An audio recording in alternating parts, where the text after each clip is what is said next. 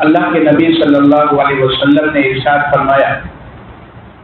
اللہ تبارک و تعالیٰ کی معصیت میں اور نافرمانی میں کسی بھی مخلوق کی اطاعت اور اس کی باتوں کو ماننا جائز اور درست نہیں۔ رمضان المبارک کا یہ بابرکت مہینہ جو عنقریب ہم سے رخصت ہونے والا ہے، بچے ہوئے جو ایام ہیں اس میں سے کسے کتنا اللہ رب العالمین دے گا اور عطا کرے گا، یہ نہ ہمیں معلوم ہے نہ آپ میں سے کسی کو پتہ ہے۔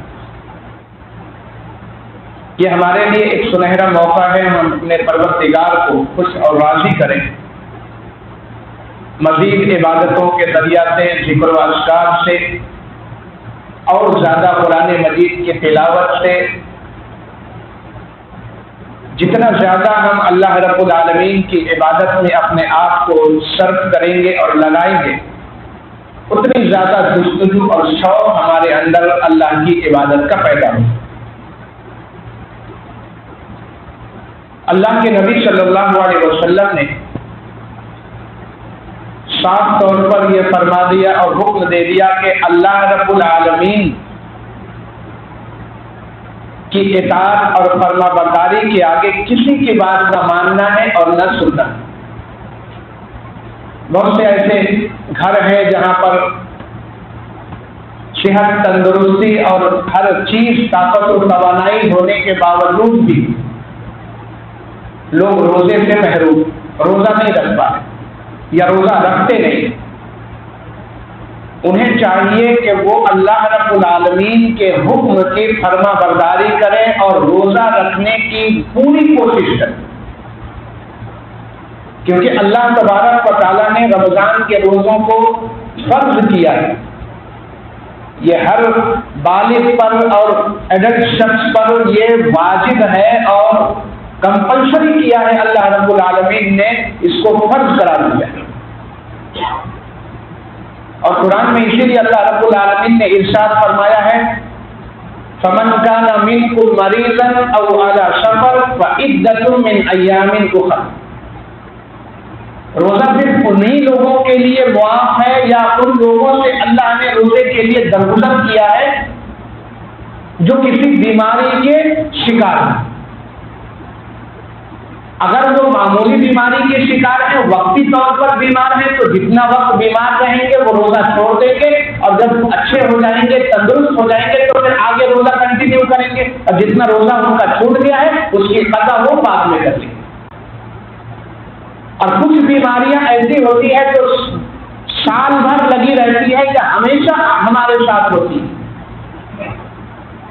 ایسی بیماریوں کے لیے اللہ رب العالمین نے کہا ہے کہ ایسے لوگوں کو دین اور شریعت کی طرف سے رخصت دیا گیا، لیکن اگر وہ روزہ نہیں رکھ سکتے تو ہر روزے کے برابر ایک مسکین کو کھانا کھلانا ہے روزہ کا، یہ شریعت کا حکم ہے۔ لیکن اگر کوئی جوان آدمی، ہٹا کٹا آدمی، مرد ہو عورت ہو، طاقت و توانائی ہے، بیماری سے بھی اللہ نے محفوظ رکھا ہے، لیکن اس کے باوجود وہ روزہ نہیں رکھتا ہے، تو اس کے گھر کی عورتوں پر یہ لازم ہے کہ وہ اسے کھانا بنا کر کے نہ دے، ورنہ وہ اس کے گناہ میں وہ بھی شریک ہو، کیونکہ روزہ فرض ہے، مینڈیٹ چیز ہے، اور اس کے خلاف جا کر کے اگر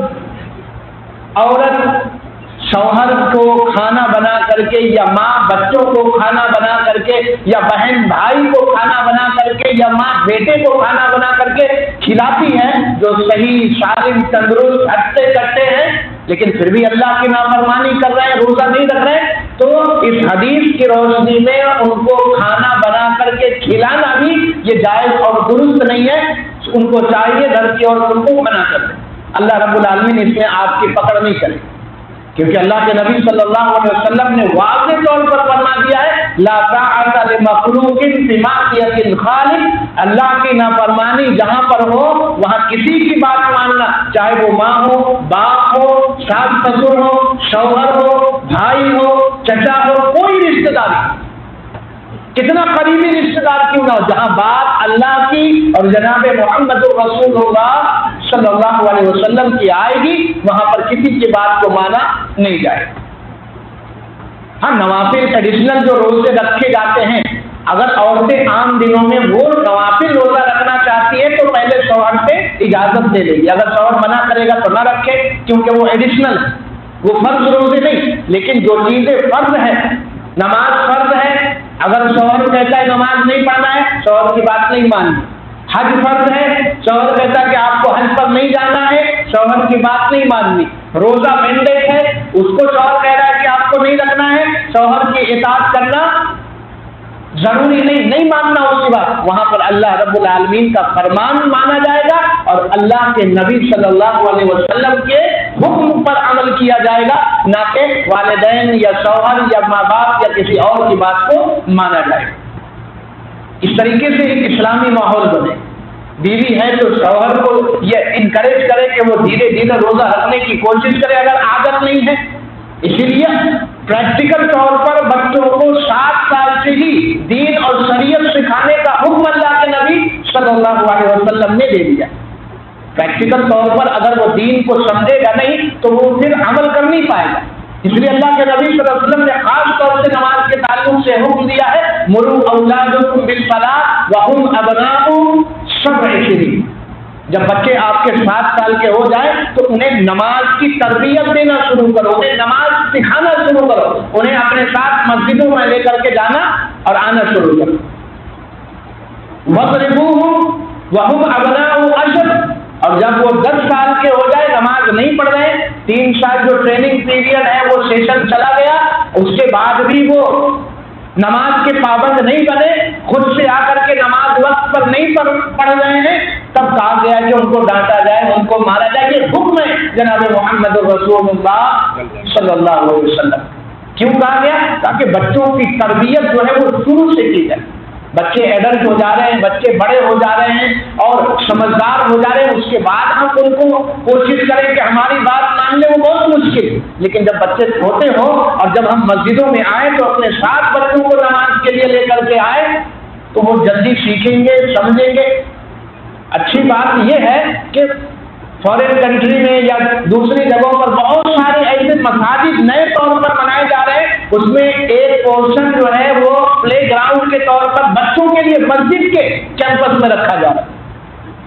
ताकि कम से कम हमारे जो बच्चे हैं वो अल्लाह के घर में आना शुरू कर दे, यहाँ आकर के सारी चीजों को देखे समझे, भले ही नमाज ना पढ़े, वो प्ले ग्राउंड में बैठ करके खेले,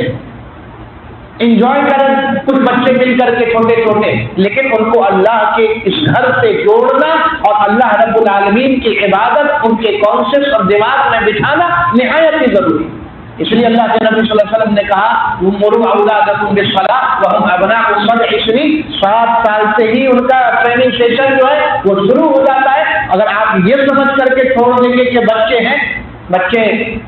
बाद में बड़े होंगे तो कर लेंगे, तो बड़े होने के बाद बच्चे वो दूसरे राह इख्तियार कर जाते हैं, आपके कंट्रोल से और काबू से निकल जाते हैं। आप कहेंगे राइट चलो तो वो लेफ्ट जाएंगे, आप कहेंगे लेफ्ट चलो तो वो राइट जाएंगे, और सारा मामला जो है वो उलझ करके क्रिटिकल बन जाता है। फिर उस वक्त हम बच्चों को समझा नहीं पाएंगे। और अगर अल्लाह के नबी सल्लल्लाहु अलैहि वसल्लम के फरमान के मुताबिक हम बच्चों के ट्रेनिंग सेशन उसी वक्त से शुरू कर देंगे, उनकी तरबियत, उनकी इस्लाह उसी वक्त से शुरू करेंगे जब से अल्लाह के नबी सल्लल्लाहु अलैहि वसल्लम ने हुक्म दिया है, तो इंशाअल्लाह वो प्रैक्टिकल मुस्लिम बनेंगे। प्रैक्टिकल मुस्लिम का मतलब उनकी जिंदगी में कुरान के अहकाम नजर आएंगे, अल्लाह का फरमान नजर आएगा, इस्लाम के जो कंपलसरी और मैंडेटरी चीजें हैं वो नजर आएंगी, गुनाहों से बचने वाले होंगे, नेकियों की तरफ बढ़ने वाले होंगे, फिर नमाज में भी नजर आएंगे, रोजा रखते हुए भी नजर आएंगे, कुरान के हाफिज और तिलावत करने वाले भी बनेंगे, गरीबों को सदका खैरात देने वाले भी बनेंगे, और खुद वालिदैन या आपके और आपकी बीवी की खिदमत करने वाले बनेंगे। जब हम प्रैक्टिकल तौर पर उनको मुसलमान बनाएंगे तब ये हमारी कोशिश होनी चाहिए। तो जहां रोकने की चीजें हैं, जहां पर शरीयत ने मना किया है, वहां पर हम उन चीजों को समझें, चाहे घर की औरतें हो, चाहे नौजवान हो, चाहे बच्चे हो, चाहे हम हो, ہم ان باتوں کا خیال رکھیں اور زیادہ سے زیادہ اس کو عمل میں لانے کی ہم کوشش کریں۔ شریعت نے چھوٹ دیا ہے بیماری کی حالت میں روزہ نہیں رکھنا ہے، سفر کی حالت میں بھی اللہ تبارک و تعالیٰ نے کہا آپ اگر سفر میں ہیں، لمبی جرنی ہے یا ایسی جرنی ہے جس میں آپ تھک سکتے ہیں، روزہ رکھنے کی طاقت نہیں ہے، آپ روزہ چھوڑ دیجیے، بعد میں اس کی قضا کر لیجیے، شریعت کی طرف سے آپشن دیا گیا۔ لیکن ایک آدمی طاقت، توانائی اور صحت تندرستی کے بعد بھی روزہ نہیں رکھتا ہے اور گھر کے لوگ اسے اچھا کھانا پکا کر کے دے رہے ہیں تو اس کے گناہ میں وہ بھی شریک ہوں گے اور اللہ رب العالمین ان کا بھی گریبان بروز قیامت پکڑے گا کہ میرے حبیب نے یہ حکم دیا تھا کہ اللہ رب العالمین کی اطاعت میں کسی کی بات نہیں ماننا ہے، اللہ رب العالمین کی نافرمانی میں کسی کی بات نہیں ماننا اور نہیں سننا ہے، تو آپ نے انہیں کھانا بنا بنا کر کے پروس کر کے کیوں دیا؟ وہ جواب دینا پڑے گا۔ یہ بات ہم کو سمجھنی پڑے گی کہ دین اور شریعت کے معاملے میں ہمیں کتنا اویئر رہنا چاہیے، خاص طور سے اس دور میں جو سب سے زیادہ فتنوں کا دور ہے اور آنے والے دور اس سے بھی کئی زیادہ فتنے والے ہوں گے۔ ہم اپنے بچے، اپنی بچیوں، اپنی نئی نسل اور جنریشن کو ایسے ہی بچا سکتے جب ہم بچوں کے کانشیس میں دین اور شریعت کے ہر ایک معاملے کو اچھے طریقے سے ڈال دیں۔ پریکٹیکل مسلم بنانے کی اپنے بچوں کو کوشش کریں، خود بھی پریکٹیکل بنے، اپنے بچوں کو بھی پریکٹیکل بنائیں، اپنے گھر کی عورتوں کو بھی پریکٹیکل بنائیں، دین اور شریعت پر عمل کرنے کے اعتبار سے۔ صرف ہم علم حاصل کریں گے، سنیں گے، سیکھیں گے، لیکن اس کا امپلیمنٹیشن نہیں ہوگا، عملی طور پر ہم اس کو کریں گے نہیں تو ہمارا وہ علم جو ہے وہ آخرت میں وبال بن جائے گا اور وہ ہمارا علم جو ہے آگ کا سبب بن جائے گا۔ لیکن اگر علم سیکھ کر کے عمل میں لائیں گے تو وہ ہمارے لیے اجر و ثواب کا ذریعہ بنے گا، اللہ کی رضا ملے گی اور اللہ رب العالمین ہمیں